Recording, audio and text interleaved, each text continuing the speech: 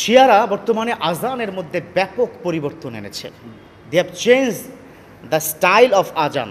যেই আজানের যেই লাইনগুলো আছে তারা চেঞ্জ করেছে, পরিবর্ধন করেছে।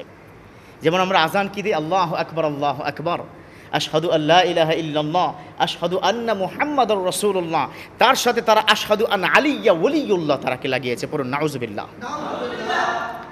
আল্লাহর শিখানো, বিশ্বনবীর শিখানো যে পথ, যে মতাদর্শ, যে আজান, যে একামত, যে নামাজ, বিশ্বনবী নামাজ সম্পর্কে কি বলেছে? আবার বিশ্বনবী তিনি বলেন, সাল্লু কামা রাআইতুমুনি উসাল্লি, আমি যেমনভাবে নামাজ পড়েছি তোমরা তেমনভাবে নামাজ পড়ো। সল্লু, তোমরা নামাজ পড়ো, কামা রাআইতুমুনি উসাল্লি, আমি যেমনভাবে নামাজ পড়েছি তেমন পড়ো, আমি যেমন শিখিয়েছি তেমন করো। অথচ তারা কি করে?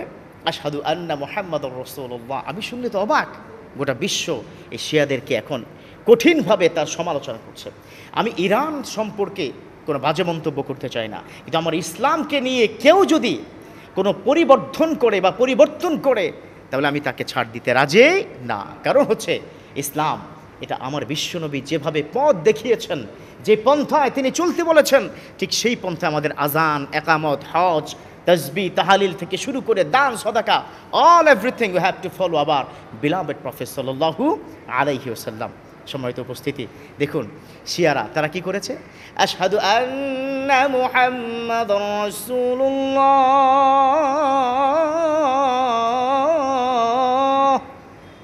আশহাদু আন্না আলিয়ুল্লাহ।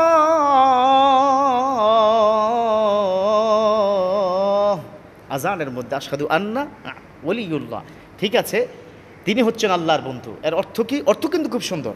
আমি কোনো বিতর্ক সৃষ্টি করছি না। কেন বলছি? বাংলাদেশও আহলে কোরআন নামে, তারপরে হিজবুত তাওহীদ, এমাম, অনেকের নাম শুনেছেন না আপনারা?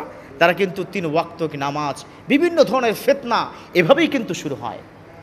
এজন্য বিশ্বনবী যে পথ বাতলে গেছেন, we have to follow every single matter. যে বিষয়গুলো আমার বিশ্বনবী বুঝিয়ে দিয়ে গেছেন, হাদিস দ্বারা প্রমাণিত, সাহাবারা, তাবেঈনরা যে আমলগুলো করেছে আমরা সেই আমলগুলো করব।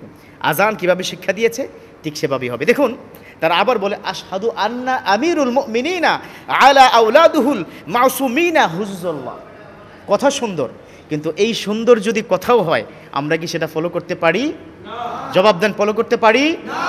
আচ্ছা, সেজদা দেওয়া এর চাইতে বড় নিয়ামত কি আর হতে পারে? না। কারণ সেজদার মধ্যে বিশ্বনবী তিনি বলে দিয়েছেন, লা ইয়ারুদ্দুদ দুআ ফিস সুজুদ, সেজদার দোয়া আল্লাহ কোশ্চেন কেন ফেরত দেয় না। এখন আপনি চিন্তা করলেন সবাই 2 পিস দেয় সেজদা, যেহেতু সেজদার দোয়া আল্লাহ ফেরত দেন, আমি 3 নম্বর সেজদা আরেকটা দিই, নামাজ হবে? রুকু আপনি কি 2টো দিলে নামাজ হবে? রুকু সেজদা 2টোর জায়গায় 1টি দিলে নামাজ হবে? হবে না।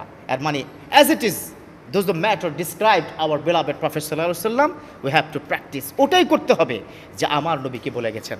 সো শিয়া প্রিয় যারা আছেন, আমাদের দেশেও কিন্তু শিয়া আছে। মোহাম্মদপুরে আছে না একটা শিয়া মসজিদ? এ ধরনের কিন্তু অনেক এলাকাতে শিয়া আছে। শিয়া ভাইদেরকে আমি কখনোই বলবো না যে তারা জান্নাতে যাবে না, কখনোই কি বলবো না তারা অমুসলিম, বলবো না আমি। কারণ শিয়া, সুন্নি, রাফিজি, সালাফি এ ধরনের অনেক মতাদর্শ থাকতে পারে, কিন্তু কিছু জিনিস না নিতে পারি না, কষ্ট হয়। যে আজান 1450 বছর আগে সাইয়েদনা বেলাল কি দিয়েছিল, যে আজান 1450 বছর পর্যন্ত সারা বিশ্বের প্রায় 40 লক্ষ মসজিদে যে আজানগুলো হচ্ছে, ওইভাবেই কিন্তু আমাদের বিশ্বব্যাপী আজান হবে। অতএব I would like to request, বিশেষ করে those people are following Shia matters, Shia ideology, please এই আজানের পরিবর্ধনটা আপনি করবেন না প্লিজ। আমার বিশ্বনবী যেভাবে আজান দিয়েছে সেভাবে আজান দিন। নিশ্চয় আল্লাহ পাকে আজানের বিনিময়ে, নামাজের বিনিময়ে আমাদের সকলকে জান্নাত দান করবে। পড়ুন আমিন।